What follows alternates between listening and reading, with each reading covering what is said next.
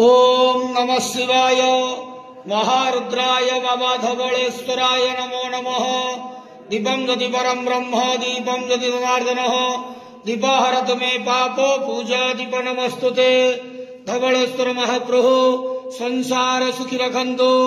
आज शुभ गुरुवार रे समस्त श्रद्धालु भक्त मानक आशीर्वाद करंतु। समस्त श्रद्धालु भक्त मानकर मनस्कामना पूर्ण करंतु। कर्म क्षेत्र उन्नति करंतु। ग्रहरिष्ठ मान खंडन करंतु। जगतर मंगल करंतु। विश्वर कल्याण करंतु। आपणकर नाम प्रकाश करंतु। सेवकर डाक श्रवण करंतु। समस्त गुआवसा भक्त मानकर मनस्कामना पूर्ण करंतु। बाबा धवलेश्वराय नमो नमः। संसार सुखी रखंतु आनंद गेवार। हरि बोलो। आज शुभ गुरुवार रे समस्त श्रद्धालु भक्त मानक आशीर्वाद करंतु आनंद गेवार। हरि बोलो। बाबा धवलेश्वराय